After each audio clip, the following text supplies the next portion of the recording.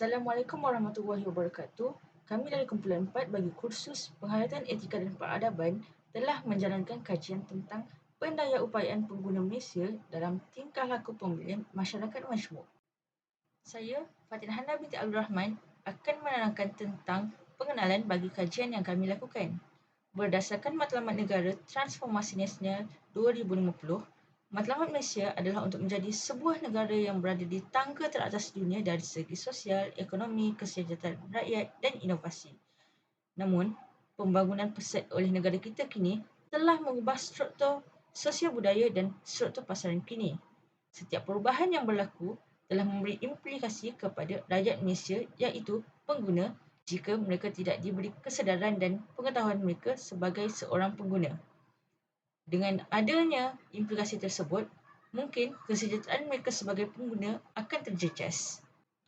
Seterusnya, terdapat kajian yang menyatakan kebanyakan pengguna di Malaysia adalah berumur 18 tahun ke atas dan sebanyak 48% daripada mereka adalah pelajar daripada universiti dan telah menghabiskan banyak masa di pusat beli belah.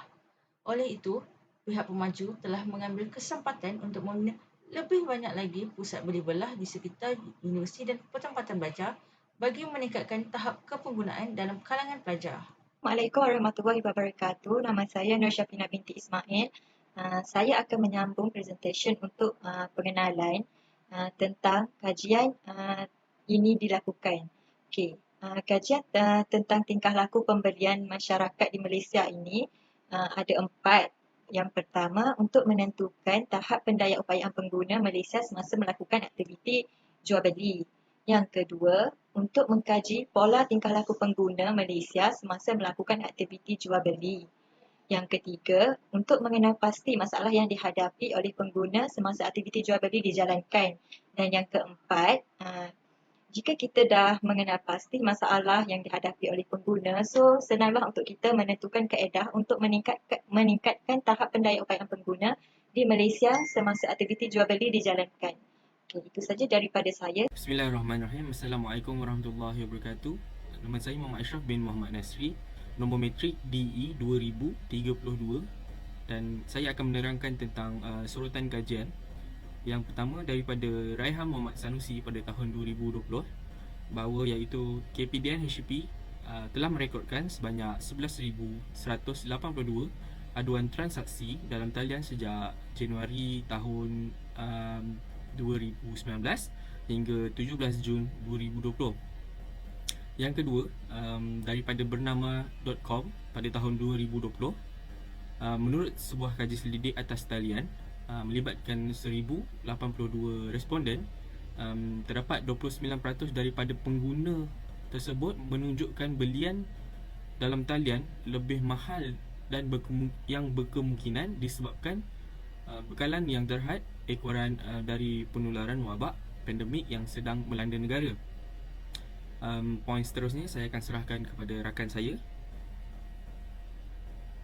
Untuk sorotan kajian yang ketiga, Zainal Badar dalam artikelnya pada tahun 2016 mengatakan terdapat 5 faktor utama yang mempengaruhi tingkah laku pengguna dalam membuat pembelian secara atas talian, iaitu faktor keselamatan, produk yang ditawarkan, risiko, boleh dipercayai dan pengalaman atau testimoni pengguna dalam membuat pembelian secara atas talian. Moshref Javadi pula mengatakan mempunyai hubungan yang negatif terhadap tingkah laku pengguna dalam pembelian secara atas talian. Akhir sekali, Nurul Ashikin Abdul Rahman dan Nur Aslinda Abu Seman 20 pada tahun 2020 dalam artikel mereka mengatakan terdapat juga kajian yang menunjukkan hubungan yang politik. Ini menunjukkan hasil kajian yang tidak konsisten. Sekian, terima kasih. Assalamualaikum warahmatullahi wabarakatuh. Saya akan membentangkan tentang metodologi kajian. Metodologi kajian adalah cara penelitian dan pendekatan yang digunakan untuk mencapai objektif kajian. Ia juga penting dalam sesebuah penyelidikan kerana penyelidikan yang dijalankan memerlukan kaedah yang berkesan dan sesuai untuk menjawab persoalan. Konsep metodologi kajian terdiri daripada reka bentuk kajian, populasi dan persempulan dan instrumen kajian. Carta alia proses kajian. Kajian awal, kita mengenal pasti permasalahan kajian, kemudian mengenal pasti populasi dan pensampulan yang bersesuaian. Kemudian menyediakan borang soal selidik, kemudian edarkan borang soal selidik menggunakan Google Form, kemudian kita akan membuat pengumpulan data, kemudian analisis data yang diperolehi dan membuat rumusan melalui report. Assalamualaikum warahmatullahi wabarakatuh. Nama saya Nurul Nazra. Seterusnya saya akan menerangkan tentang konsep metodologi kajian dalam penyelidikan ini. Konsep metodologi kajian ini terdiri daripada 3, iaitu reka bentuk kajian, populasi dan persempelan kajian dan instrumen kajian. Yang pertama adalah reka bentuk kajian. Kajian yang digunakan adalah dengan menggunakan kaedah kuantitatif. Kaedah kuantitatif yang membawa maksud bilangan responden dalam penyelidikan ini. Kaedah yang digunakan adalah untuk mengukuhkan lagi bukti penyelidikan kajian kumpulan. Kajian kuantitatif dapat diperoleh melalui pengumpulan atau analisis data yang mempunyai sifat kuantitatif dengan menggunakan platform soal selidik. Yang kedua adalah populasi dan pensempelan kajian. Populasi yang disasarkan dalam penyelidikan ini terdiri daripada mahasiswa dan mahasiswi UTHM. Bagi persempelan, 60 responden yang ditetapkan untuk memudahkan proses pengumpulan dan menganalisis data. Yang ketiga adalah instrumen kajian. Instrumen kajian yang digunakan dengan menggunakan platform soal selidik di mana para responden dapat menjawab persoalan dan dapat mengemukakan pendapat terhadap kajian ini. Soal selidik ini adalah salah satu kaedah yang mudah diagihkan dan mudah difahami oleh seluruh masyarakat. Proses soal selidik ini dijalankan dengan penerangan yang ringkas di mana soalan yang diajukan adalah bukan dalam bentuk soalan ujian. Ianya adalah soalan yang bertujuan untuk mendapatkan pendapat responden. Selamat sejahtera. Nama saya Gunawati Anak Perempuan Chandra. Sekarang saya akan membentangkan dapatan kajian. Dalam dapatan kajian, maklumat yang dianalisa akan diterangkan dengan lebih terperinci dalam bentuk jadual atau cartapai yang akan diulas dan diterangkan bagi setiap kajian kes serta dikenal pasti sama ada mencapai objektif kajian dan seterusnya dapat membentuk cadangan. Dapatan kajian berdasarkan keputusan atau laporan analisis serta tindak balas yang diberikan oleh responden-responden terhadap soal selidik yang dijalankan. Seterusnya, data analisis demografi responden.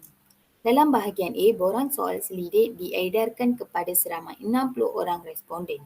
Bahagian demografi menunjukkan pecahan responden daripada kalangan mahasiswa dan mahasiswi UTHM dan orang awam yang terdiri daripada latar belakang responden seperti jantina, umur, etnik, kawasan tempat tinggal dan status kerjaya.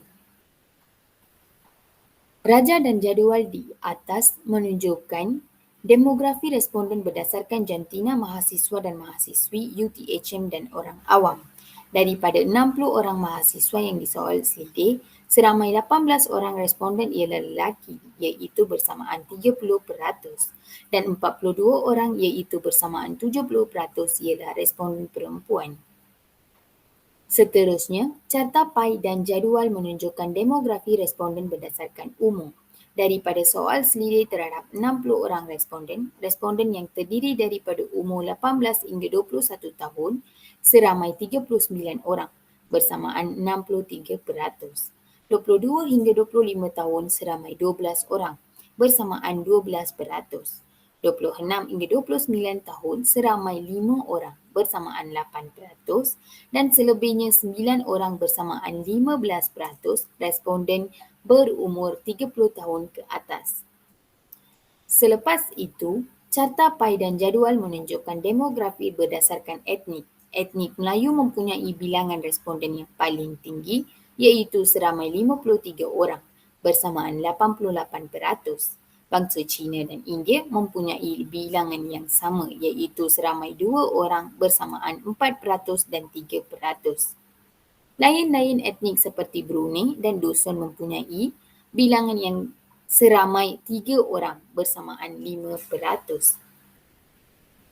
Seterusnya, cartapai dan jadual di atas menunjukkan demografi responden mengikut kawasan tempat tinggal. Responden daripada Kedah adalah seramai 7 orang bersamaan 12%. Responden daripada Kelantan seramai 8 orang iaitu bersamaan 13%. Seterusnya daripada Johor seramai 16 orang bersamaan 27%. Responden daripada Selangor adalah seramai 19 orang bersamaan 32%. Responden daripada Pahang dan Negeri Sembilan seramai 5 orang bersamaan 8%.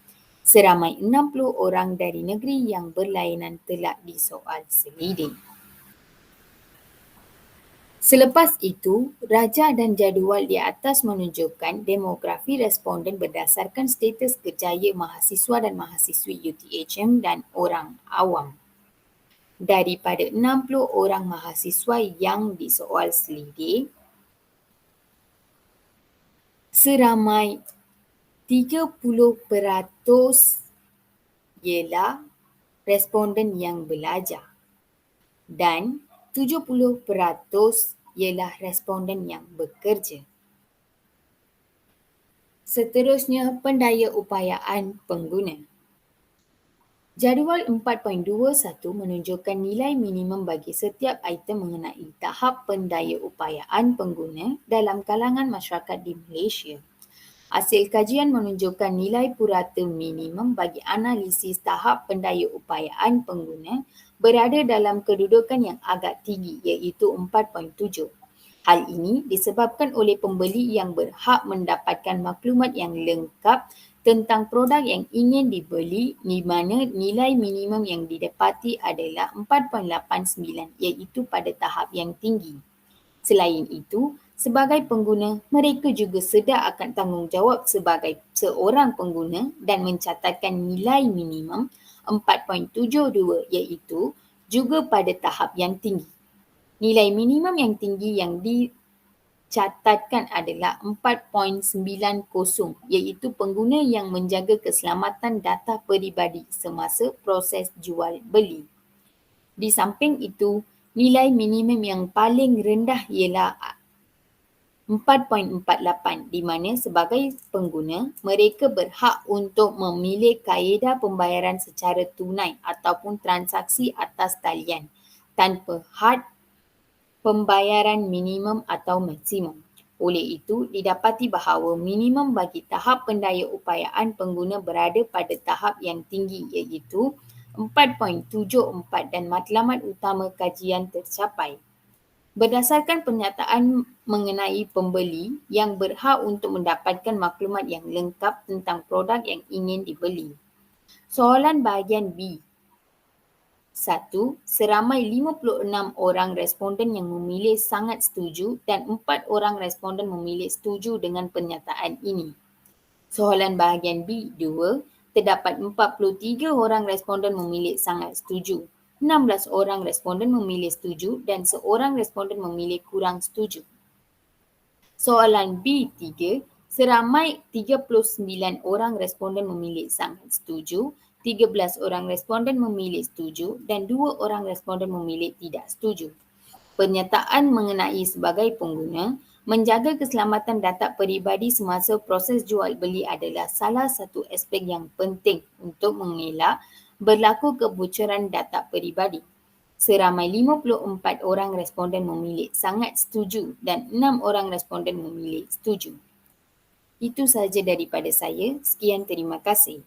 Assalamualaikum warahmatullahi wabarakatuh. Nama saya Muhammad Akmal bin Zabidi, nombor matrik CF 200258. Saya akan meneruskan pada bahagian C iaitu analisis terhadap corak pembelian dalam kalangan pengguna.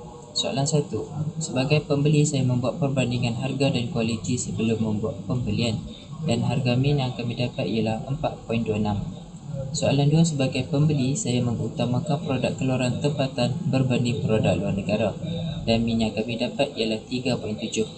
Soalan ketiga. Sebagai pembeli, saya memilih untuk membeli produk dengan harga yang terendah, tidak kira sama ada produk tempatan ataupun luar negara, dan min yang kami peroleh ialah 3.75. Soalan 4. Sebagai pembeli, saya berpendapat bahawa berbalik untuk membeli produk yang mempunyai harga yang tinggi tetapi berkualiti. Min yang kami peroleh ialah 4.38. Dan soalan yang terakhir, sebagai pembeli saya mengutamakan produk yang menjadi ikutan terkini disebabkan pengaruh media sosial. Min yang kami peroleh ialah 2.83. Dan nilai purata min yang kami peroleh daripada ke-5 soalan ini ialah 3.86. Berdasarkan rajah 4.31, analisis mengenai pembeli yang membuat perbandingan harga dan kualiti sebelum membuat pembelian. Terdapat 65% responden memilih sangat setuju, 32% setuju, 3% memilih kurang setuju. Hal ini menunjukkan keputusan yang amat baik dan majoriti responden sangat setuju dengan membuat perbandingan harga dan kualiti sebelum membuat pembelian. Selain itu, melalui analisis mengenai pembeli yang mengutamakan produk keluaran tempatan berbanding produk luar negara, terdapat 22% responden memilih sangat setuju, 33% memilih setuju, 43% memilih kurang setuju dan 2% memilih tidak setuju. Hal ini menunjukkan bahawa responden lebih gemar memilih produk keluaran luar negara berbanding produk keluaran tempatan. Seterusnya, melalui analisis tentang pembeli yang memilih untuk membeli produk dengan harga yang terendah, tidak kira sama ada produk tempatan atau luar negara.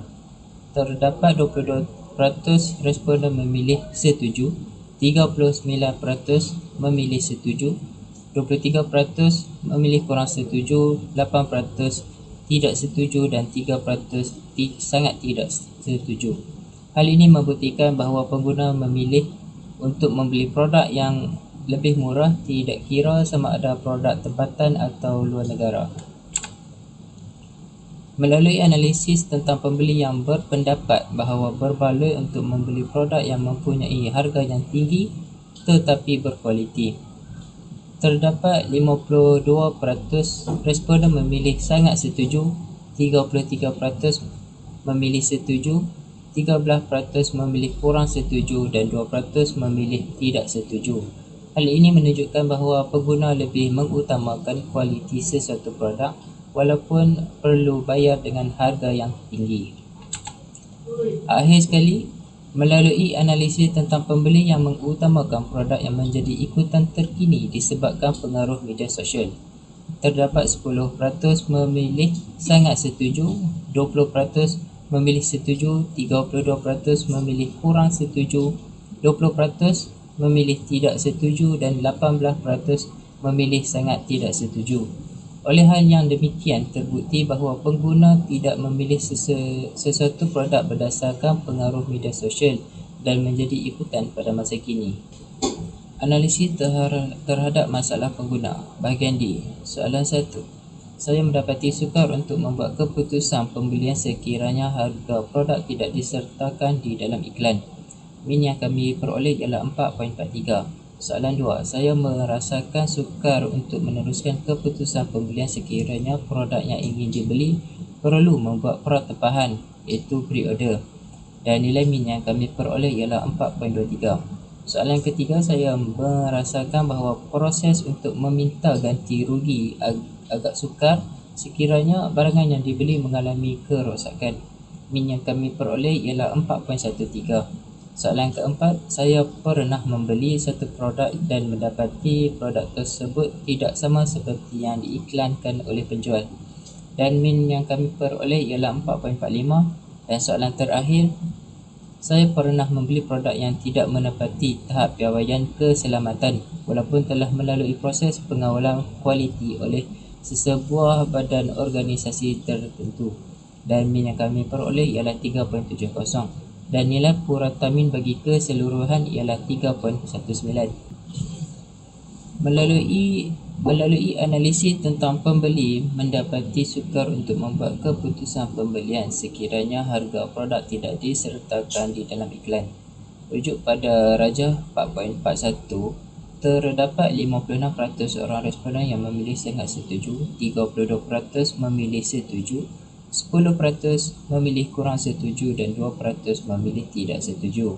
Hal ini membuktikan bahawa pengguna sukar untuk membuat pilihan dan keputusan jika penjual tidak sertakan harga di produk yang dijual. Analisis terhadap pengguna berasa sukar untuk meneruskan keputusan pembelian sekiranya produk yang ingin dibeli perlu membuat pertempahan.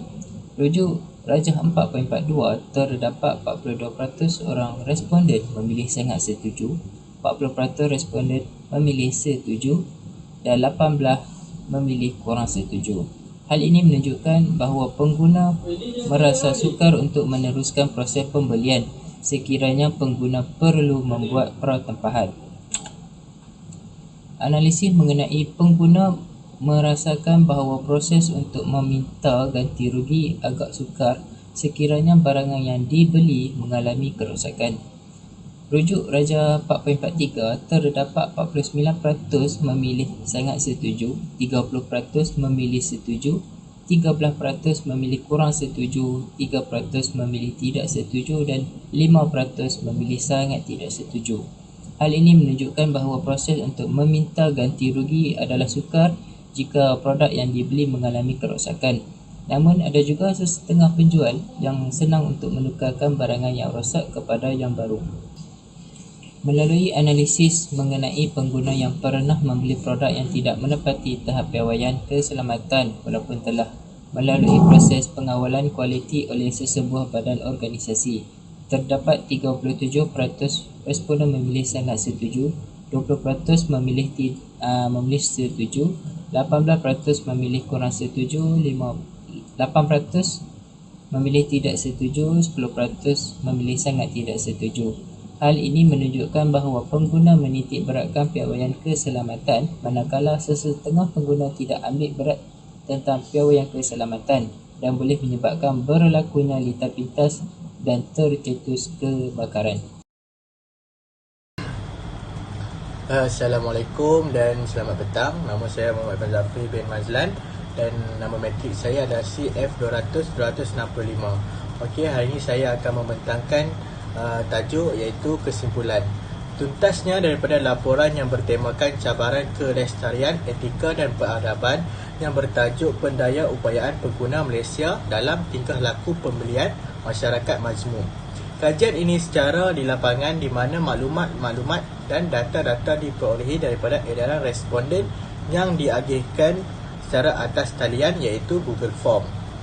Kajian ini mendapati kecanggihan teknologi amat mempengaruhi corak pembelian dan tingkah laku masyarakat majmuk di Malaysia.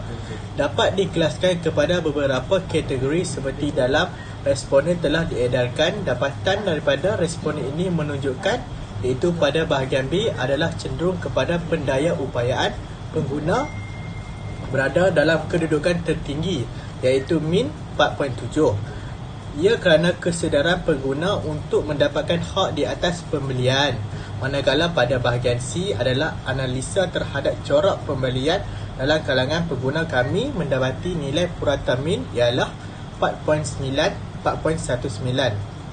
Ia menunjukkan bahawa majoriti pengguna juga mendapati masalah di atas proses pembelian secara atas talian. Okey, penutupnya, tingkah laku pembelian pengguna Malaysia dipengaruhi oleh pelbagai faktor, iaitu boleh disimpulkan bahawa setiap perspirasi masyarakat Malaysia yang berbilang kaum dan majmuk berubah daripada mementingkan pembelian secara melampau atau membazir kepada pembelian secara strategik dan lebih lestari. Daripada kajian ini, kami mendapati bahawa objektif kajian telah pun dicapai.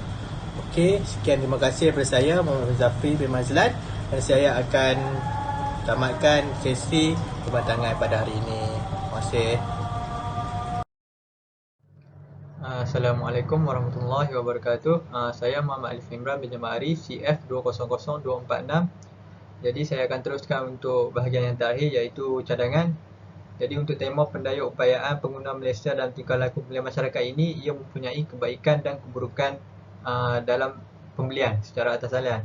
Jadi untuk memastikan pembelian tersebut tidak berlaku masalah, jadi kami Grup 4 mencadangkan beberapa cadangan. Yang pertama iaitu kaedah pembayaran atas talian. Yang kedua, pemilihan web yang dipercayai seperti Shopee, Lazada yang mana mempunyai rating-rating yang tinggi. Yang ketiga, semak testimoni pelanggan. Yang keempat, kempen cara pembelian secara atas talian.